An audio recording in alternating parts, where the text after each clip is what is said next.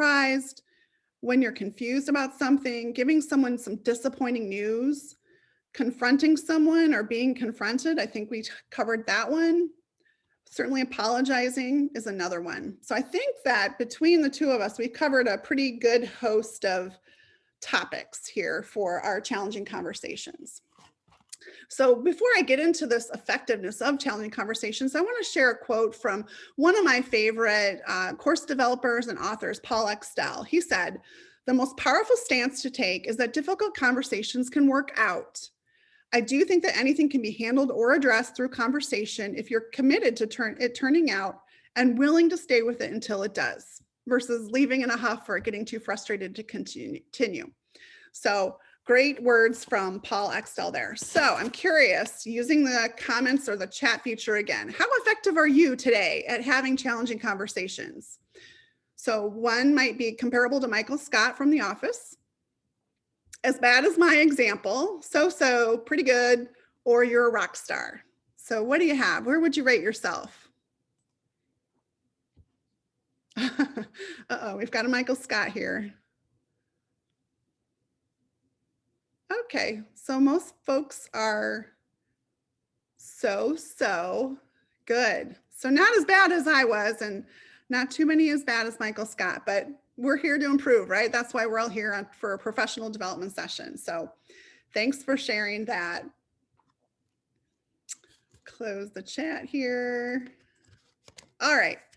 So certainly, I think we can all agree that challenging conversations are just a part of life. So it's really up to us to get even better at them. We can do them. So many of us have them on a daily or weekly or very regular basis. So it's really in our best interest to get better at doing them. So one quote I love is in the book, Influencer, The New Science of Leading Change. How can we make the undiscussable discussable? And doing that in a professional, gracious way. You know, hard for all of us for sure, but that's something that I certainly aspire to. And then the other quote I love is just to be brave enough to start a conversation that matters. I would be willing to bet all of you in the professional field are good at the basic chat. You can have lots of conversations about lots of things that don't really matter, but there's so much in our work world that matters. And so how do we get that courage? How are we brave enough to start a conversation that matters? So I think a really great framework for me and how I've gotten from being terrible at having challenging conversations to actually being pretty good. I don't say that I can't wait to have them. I love them, but I'm actually pretty good at them now because of all this practice and learning from others. So what helps me tremendously is this question here, is what will this make possible? What will this conversation make possible? And so I do have a lot of hope and a lot of encouragement by knowing on the other side of the conversation, the possibility can be really positive. It can be a breakthrough for me and for others. So some things I've listed on what could this make possible, and I bet you have ideas too. It could improve a relationship, a company, an organization, a team. You can invoke positive change. Someone mentioned that in the comments earlier. You can create solutions to problems. You can improve your health. You can grow your career. You can advance your career. You can get what you want. So just a quick check-in with you all. What are some other things that you think having a challenging conversation would make possible once you get through the other side?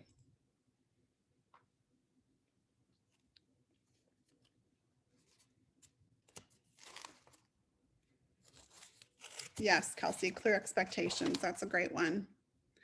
Sure, better work-life balance, open lines of communication, always a good thing. Certainly better understanding of where the other person is coming from. Really appreciate that, Jennifer, because there's at least two of us in the conversation.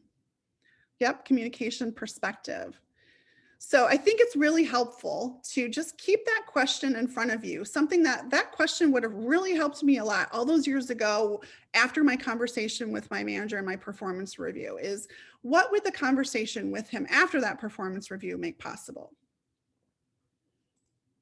All right, so what I'm going to offer you is a model for challenging conversations. I'm a really visual person and I do well with models. And this is something that I'm hoping will help you not only as you prepare for conversations, but even if you find yourself in the middle of a conversation that's, whoa, challenging, you can think about this model and it can help you.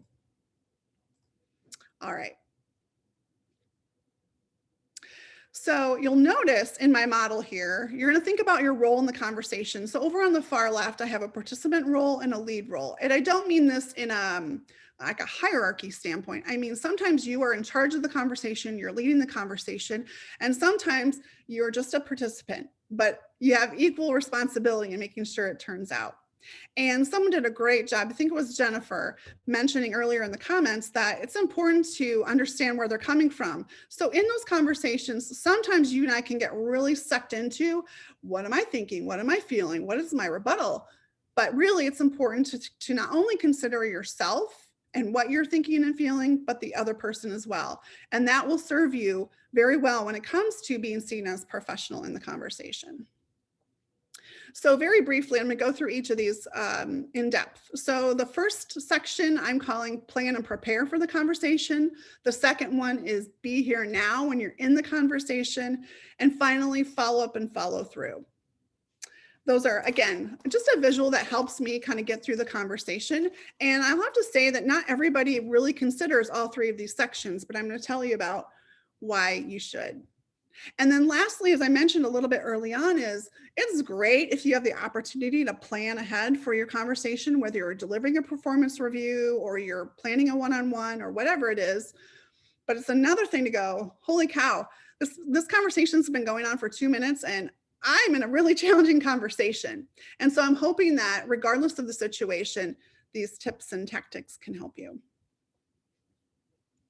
So I'm going to start here over here on the left with before the relationship. So thinking about planning for a conversation, I would challenge you to say this is a great opportunity to have the mindset of building that relationship before you have a challenging conversation with someone.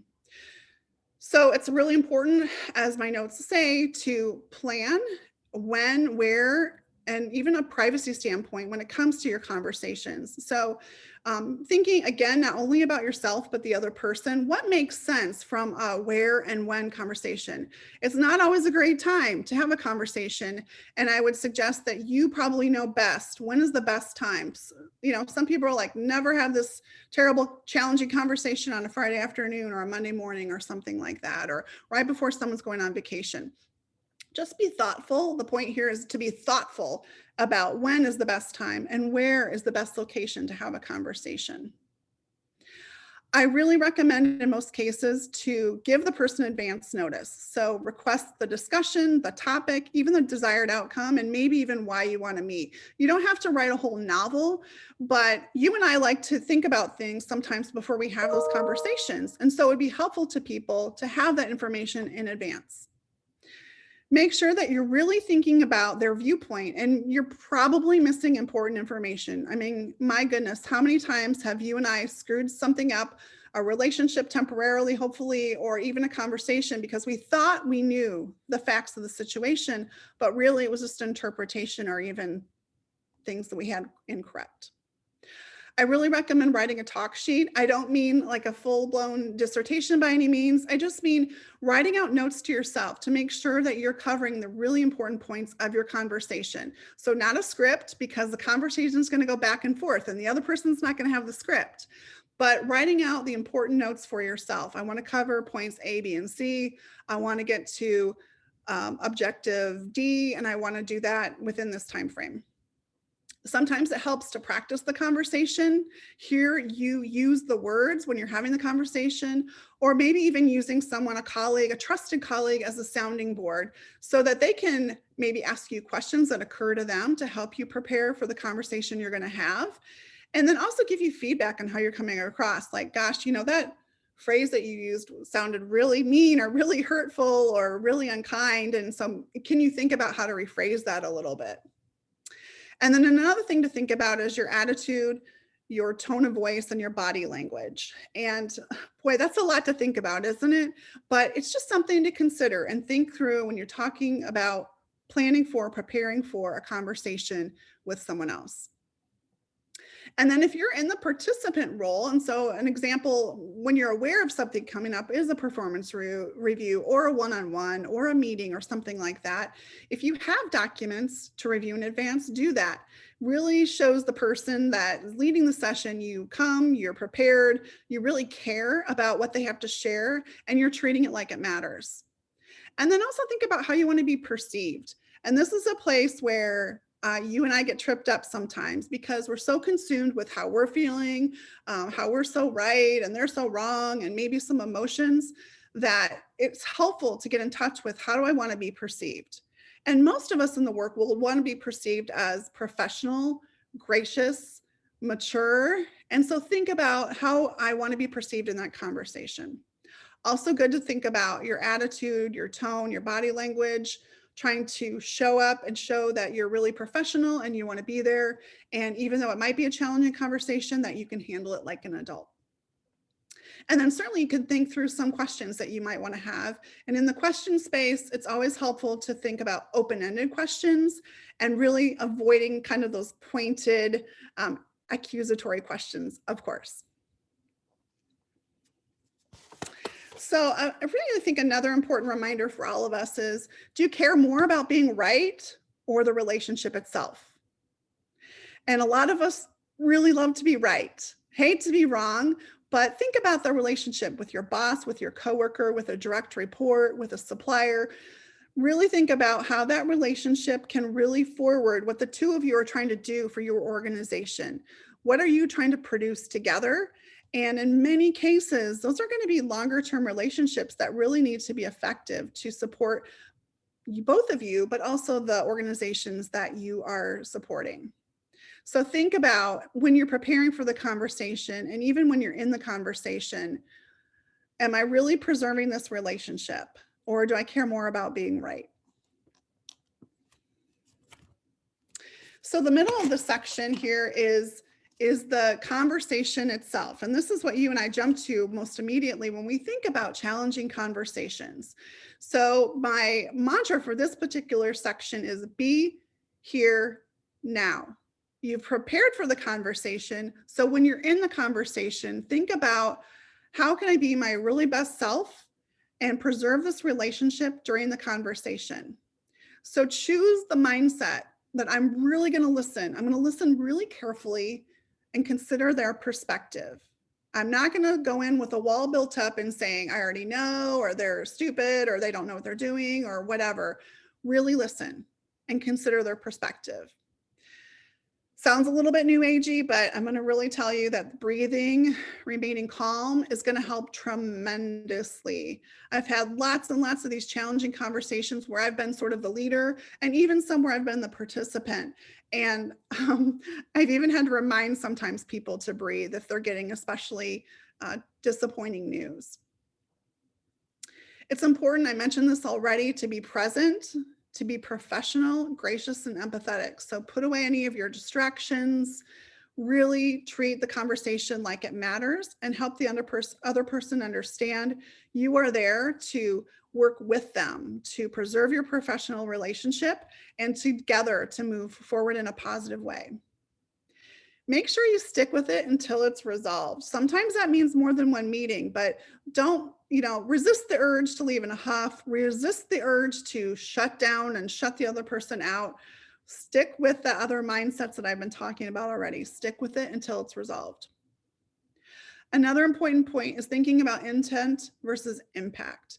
So I'm a really direct communicator. I know that people who know and love me would say I'm a little too direct sometimes, but I don't sugarcoat. Well, think about the intent of what you're trying to say, and then also the impact that it could have on the other person. And sometimes a few tweaks in the words or the questions can really make a positive difference. And the last thing on the mindset is thinking about not making them wrong.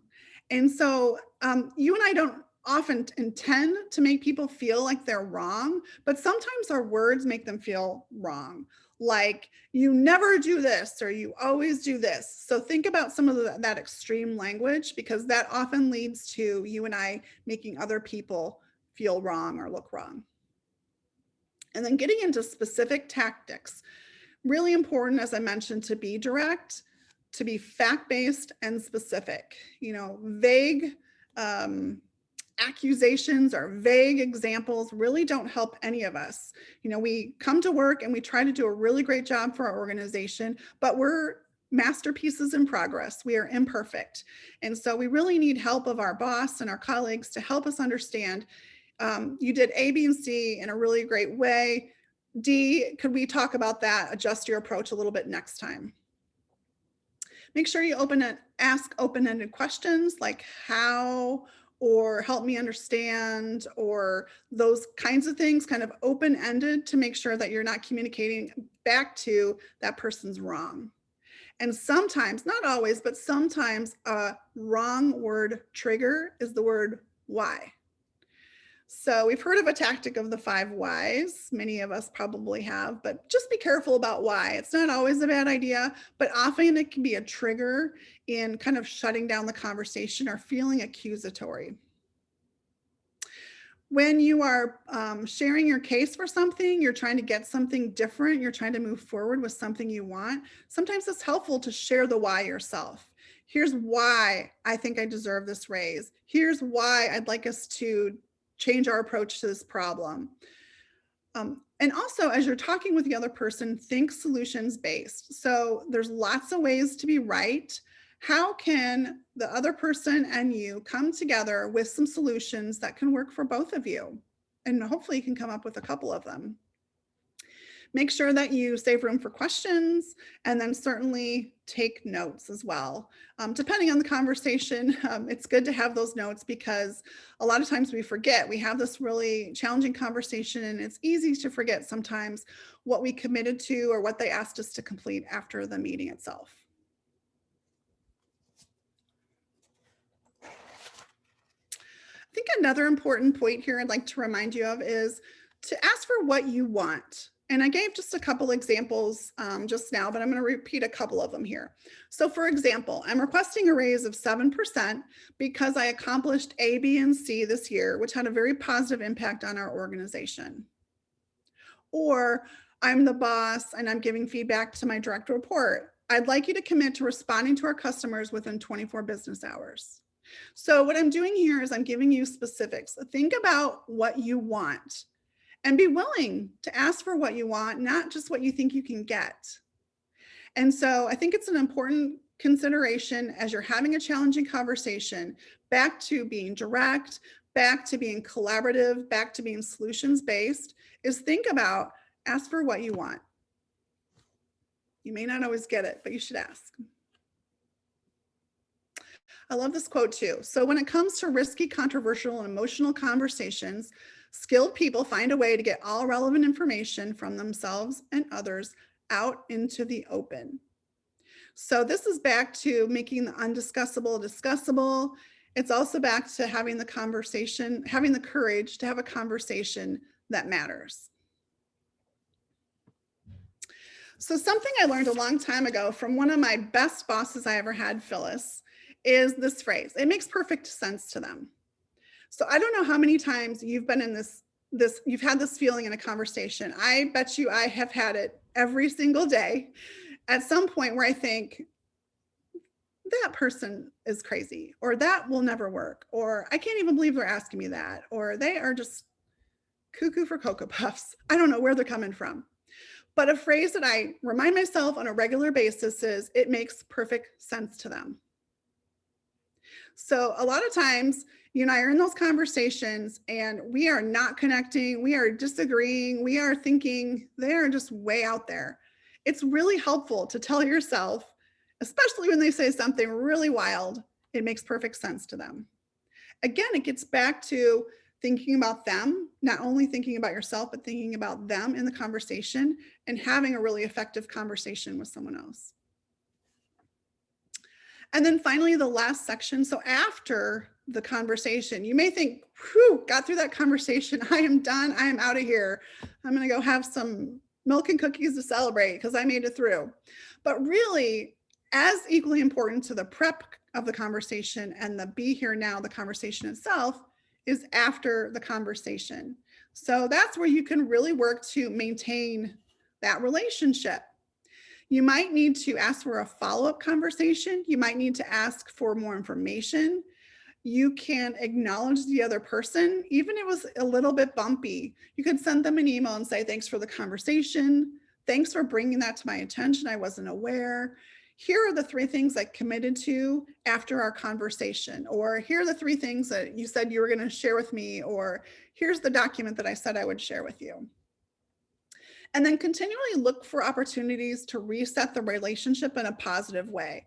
Again, when you and I have bumpy conversations with people, especially if there's hierarchy involved, whether it's the boss or the direct report, we feel a little bit icky sometimes about that relationship, or we kind of want to avoid them. I challenge you to kind of turn and consider a different perspective, which is, how can you just keep building that relationship a little bit? I'm not talking about brown nosing. I'm just talking about this relationship, this work relationship is important. And so how can you, after your challenging conversation, continue to maintain a good relationship with that person? So this is a laundry list, and this is actually something that Megan sent to you on Friday. And so you have this, as well as you have some of the other slides. Over these many years of being in the professional organizations, I have benefited greatly from conversation helpers. And so I'm going to be quiet here and let you read this list. And once you're done reading it, in the chat comments, if you wouldn't mind sharing a couple that you might like to try out. They might sound like you, there's something that could help you possibly. So I'll be quiet and just wait for you to share in the chat.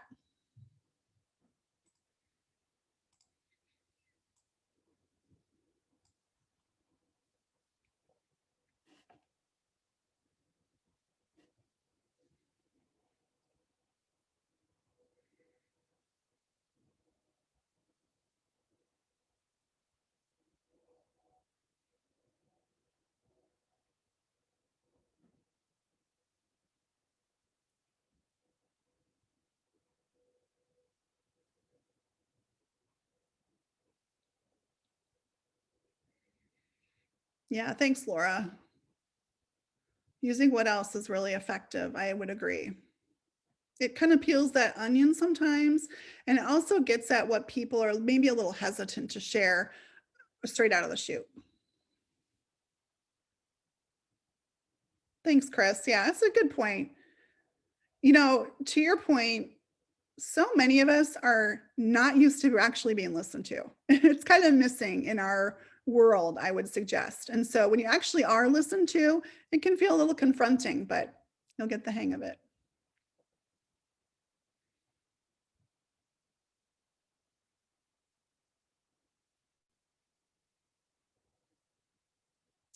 All right, thank you.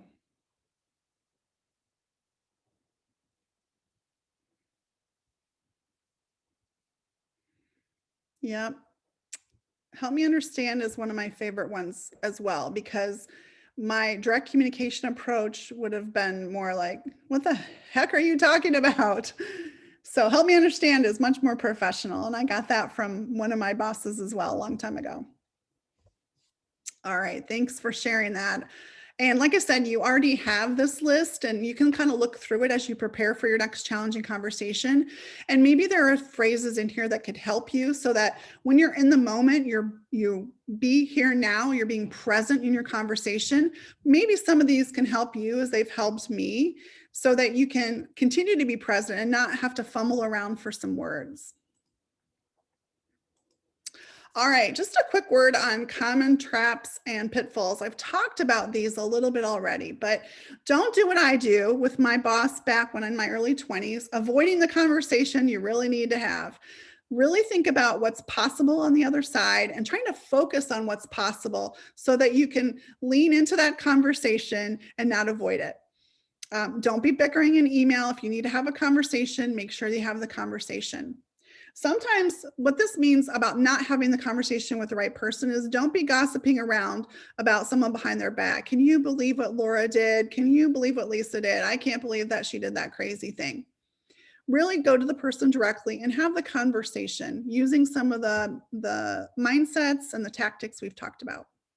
I talked about already, avoid those superlatives or generalizations, that extreme language like you always and you never and whatever, because that can be really confronting for people and be triggering for them when it comes to feeling negative or feeling wrong. Be sure to distinguish the facts versus the interpretations. That's really important. A lot of times our quickness and the ready pace of our lives likes to mash those two together, but really think through, is it a fact or is it an interpretation? And deal with the facts. Keep your eyes set on the end goal, getting to the other side. What does this conversation make possible? Don't give up, stick with it. Don't give in, don't go silent. Don't get resigned about whatever's happening. Stick with it, because if you do, it'll turn out. Make sure that when you're looking at that fact versus interpretation, that sometimes people's input, their facts, their opinions aren't necessarily facts. So just because my boss, John, was questioning my work ethic doesn't mean that I had questionable work ethic. It was just his perception at the time. It was a question he had at the time. And then taking things personally. Gosh, don't we do that almost every day and every conversation as well? Really avoid that or that feeling of taking things personally. Keep it professional, keep it about the facts, and focus on the solutions going forward. So, quick word about virtual challenging conversations. I think it's important, back to my comment about ask for what you want. Is there any way to have that conversation in person? Can you meet? And so, of course, I'm talking about this in the context of COVID. Obviously, I'm not talking about if you have international colleagues, you're not going to fly to Germany for a conversation probably. But if at all possible, can you have the conversation in person? Can you meet in a park? Can you go for a walk? How could you do it creatively and possibly meet with them? Or secondarily, can you have a video session? Can you actually say, I want to see your face on video. Can we have a conversation? And then, just like we've talked about before, I have it at the bottom here, but follow the model. So provide the setup information for the individual. Make sure, are we Zooming? Are we Skyping? Are we WebExing? What's the phone number? Making sure that all that information is provided in advance. Make sure that your environment is private and distraction free. So I am sure that just like me, you have cute kids and cute cats, but try to keep those out of the distraction arena for that particular challenging conversation. And then I think it's also good, especially in a virtual conversation, to follow up with an email on, here's what I heard, here's what I think we agreed to, or here are my action items. Because again, so much of the conversation can get lost if we don't follow up with it in writing. And then, as I mentioned, so much of that model that I was sharing with you earlier, and which you have in an email from Megan, can really help you in the virtual conversations as well. So some reminders as we head down the home stretch here. Challenging conversations are a part of life. I bet many of you have some planned for this afternoon or yet this week. But remember, you're fine and you can handle it if you really focus on the possibility. What does this conversation make possible on the other side? You have a choice about if and how you engage in the conversation, so don't feel like you don't have a choice. Just embrace it and work toward a solution. And then back to the model. Plan and prepare, be here now, and follow up and follow through. So, a quick word about the personal side. This is obviously a conversation about professional development, but we are multidimensional people and we all have personal lives as well. So, what I would suggest on the personal side, just to not avoid that topic at all, is consider using the same model and the tactics. So many of those can work for you on your personal challenging conversations as well. Although, let's admit, the stakes are a lot higher. Some of those challenging conversations can be a lot harder when it's someone you love or someone you care very deeply for. And just like with our work conversations, it may require a series of conversations. So think about, gosh, I have this huge ordeal or this huge challenge I need to work through with this individual. Don't necessarily feel the pressure of having to put all your eggs in one basket. Maybe it's a series of conversations.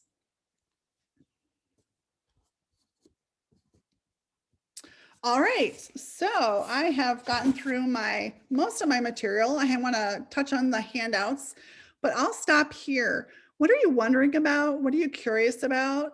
Do you have a scenario that others might have that you could share? So I'd ask you to come off mute if you'd like to share something.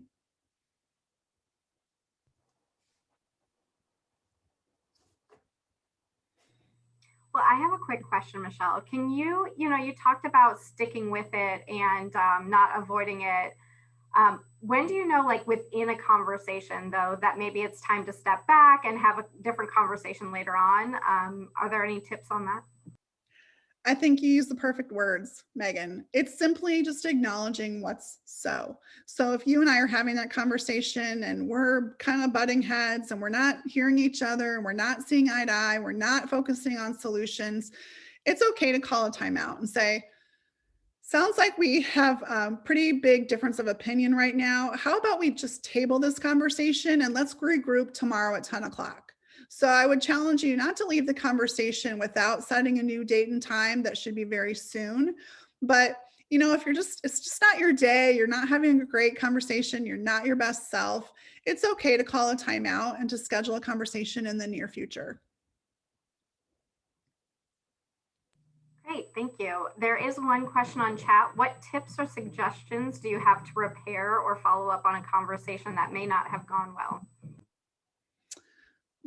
Gosh, we all have those, right? And so what I would suggest is using the words that you just used, which is, hey, Sarah, that conversation we had yesterday, I don't really like how it went. I'd like to come back to that, or I'd like to clean that up a little bit, or I think maybe I didn't communicate in my best way, or I said some things that I really didn't mean, or so you can come back to the conversation. So just again, being direct and coming back to the person saying, I don't like how that went. I don't like how I showed up, or I don't kind of own it yourself versus, don't blame the other person, own it yourself and say, can we start over, or can we have another conversation? And can I be a little bit clearer about what I was asking for or what I was saying?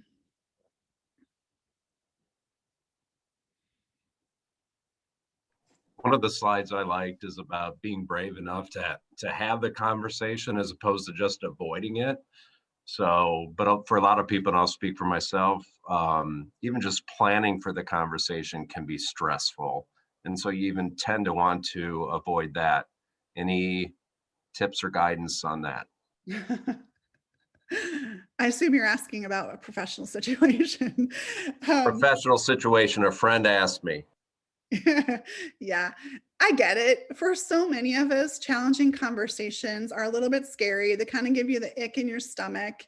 I would again encourage all of us to focus on what does that conversation make possible? What's on the other side of it? And to really give yourself and the other person the respect that it deserves. I assume that so many of our work relationships are really important. So we don't have to, be best friends with our boss or with our coworkers or direct reports, but certainly we need to have effective working relationships. And so it does help us to focus on what does this make possible? I'm going to sit down, I'm going to jot out my notes, and then maybe I'm going to let it sit for a few hours or a day or so before having the conversation and come back to it. So I think it's a little bit of just fortitude and tenacity. Stick with it and focus on what's possible once you have that conversation. I have kind of a question or two.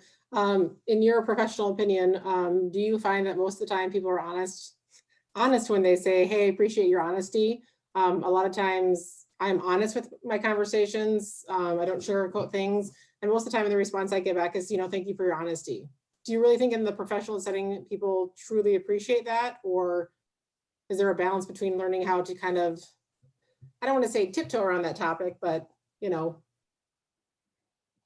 That's such a great question, Margot. In my opinion, in my experiences, and I've had so many conversations. So the field of human resources, which I've been in over 20 years, is with, for, and about people all day long. So a whole bunch of conversations. And I say all the time, adults can handle the truth. And certainly the truth as I see it. And so I think you should definitely give thought to what you're going to say, how you're going to say it, where you're going to say it.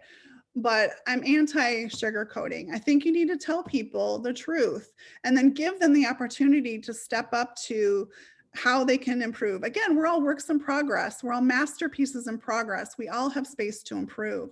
And so I think that a lot of times people will go on for years and never have been told something. And so I'm guessing that sometimes, Margot, that's why people are saying, thanks, I appreciate your honesty. Not that it doesn't sting sometimes, but, I do suggest that we're all adults and we can handle the truth. We can handle the facts. We can handle what the person has to share with us. And then as adults, we get to decide, what do I do with that information? Do I give it merit? Do I go, that's not true? What do I do about it? I have the choice because, again, we're all adults. Okay, thank you. And then the other just real quick thing, I wrote down the statement you had in your notes about, do you care more about being right or the relationship? So in terms of email conversations, I know we didn't really touch on email conversations very much. When there's some sort of a back and forth, is it better just to, I don't want to necessarily say have the last word, but to try to have the last word and make sure that people are understanding your point? Or is it better just to kind of let it go and just kind of on that topic, I guess? Gosh, we could have a whole session like this on email communication, couldn't we? But what I'd make the distinction of is that email is not a conversation. And so today we're talking about challenging conversations. And I know that every single one of us in this session today has gotten into the habit, either as a sender or a receiver or both, of a little bit of bickering, a little bit of back and forth. And what I would just suggest is email, the purpose of email is to share information. That's really the object of email. Not that it can't do other things, but really its main purpose is to share information. And if you find that you're going back and forth a little bit, maybe it's getting contentious, holy cow, maybe there's some emotion in that email, I would stop the email and I would pick up the phone. Or I would schedule a meeting and say, sounds like we're missing each other. Can we get together and talk through this and come up with a solution? Or I want to make sure I understand exactly what you're asking of me. So really, I would just resist the urge to go back and forth, and by all means have the last word in email and be the bigger person, be the more professional person, and set up a conversation. And there are a couple chat questions, excuse me. So I can read those out loud. I like the idea of preparing for difficult conversations with keywords ahead of time if possible. Might that help stay out of the personal emotions area, which is fraught with potholes? So true. So true. I love the pothole analogy. You're absolutely right. That preparation that I was saying is so important. It does help you get out of your head, get out of your emotions, and really think through, how do I want to show up? I want to be professional. I want to make sure I give the other person the respect of being heard. And I also want to prepare what I have to say. So I deserve to have some airtime in that conversation as well. And so that preparation piece can really help you stay out of your head, stay out of your heart, stop from taking it too personally. Definitely. And then the other is, this all makes sense when working with another mature professional. What do we do if the difficult conversation has to take place with someone who's maybe younger or less experienced, and how do we engage in that conversation? So for example, working with college students or recent grads, sometimes they don't respond as you would anticipate. Thoughts on how to address this or change your approach? Well, I would just expand the question and say, there are examples in all ages of people who are not professional or who are immature, who don't handle conversations very well. Not just younger college students by any means, and we've probably all been there at some point or another. Again, we're all works in progress. And so, not everyone in our work world is attending the session today and hopefully getting some new skills and some new tactics to handle these challenging conversations. And so I think this is a great opportunity for you to lead by example, to be a role model for others on when it comes to having these challenging conversations. And so when you're in the middle of this conversation, you're thinking the person isn't with you, they're not tracking, they're in la la land or whatever, really go back to that listening mode and often reflecting back. Okay, I heard what you were saying here. You are interested in A, B, and C. You have some questions about D. What are the questions I can help you with? And so really trying to use your words to communicate that you are a partnership, you want to be collaborative, and you want to help them, and you recognize them as a professional who's important in your work world. And sometimes when people get a little squirrely or they're not as exactly collaborative, it's because they've not had that experience before. People haven't given them the respect of listening to them, or people haven't given them the respect of a little TLC or a little mentoring, a little care and concern for them. And so my suggestion is think about how you can be gracious, think about how you can be the bigger person, think about how you can bring them along in the conversation and role model how to have a really effective conversation, even if it's challenging. So I'm watching the clock here and I'm going to move along. We don't have to have a hard stop at 1, and I will give you my contact information because I'm more than happy to talk through any kind of real scenario that you might have that you want help with. Okay, so as I mentioned, Megan sent you handouts, 3 handouts last Friday. And so this one is my whole model, all of my secrets in one model here that you can use and print it out and have it in front of you as you think about plan for a challenging conversation. And then this is intended to be a little bit of a worksheet. And so I think I sent it in, can't remember if I sent it in PowerPoint or PDF. Either way, you could print it out and actually old school handwrite in it as you prepare for a conversation. And then the last thing I sent for you was these conversation helpers. So these phrases that might be helpful to you as you have a conversation, and you can kind of try them here and there and see what might work for you. What I've started to do is kind of gravitate toward a handful of these that have been especially helpful for me. I do want to acknowledge, so a lot of what I've shared with you today is just from my own many years of experiences in the professional world from a mindset standpoint as well as tactics. But I did reference several authors and some articles. And so I wanted to acknowledge some of those folks here today that you could certainly do some more reading or follow up on any of these authors. All right, so this is my last slide today. You are more than welcome to contact me at any time if you want to talk through a challenging conversation you have coming up, or you want to debrief one you just had and it didn't go well. Free of charge, no consulting fees by any means. I'm happy to help because, as you can probably tell, I'm excited that I'm no longer a complete terrible challenging conversation person like maybe Michael Scott as I was in my early 20s. I've actually moved forward and made some progress in the space. And so I'm happy to help other people have even better challenging conversations. Well, thank you so much, Michelle. This has been super insightful. I know for myself, I always get excited about these sessions, and thanks to everyone as well for joining us. So like Michelle said, if you want to stay on for a minute or two, you're more than welcome. Otherwise, if you have any questions, you can always reach out to me or Michelle, who's graciously provided her information here. If not, I hope to see you. Our next Young Professionals Lunch and Learn will be in March, and we'll be talking about how to lead with a positive mentality. So positive leadership is our next topic, and I look forward to seeing many of you again in March. Thanks, everybody. Have a great day. Have a great week.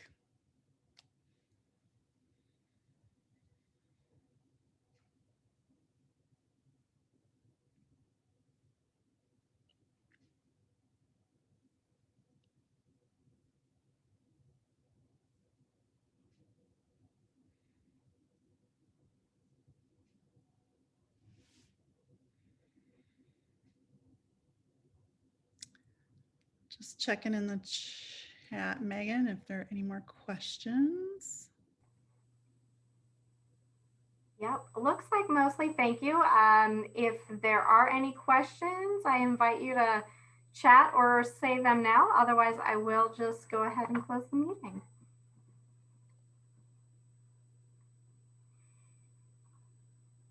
All right. Well, thanks again, Michelle. This was wonderful. And let's connect again soon.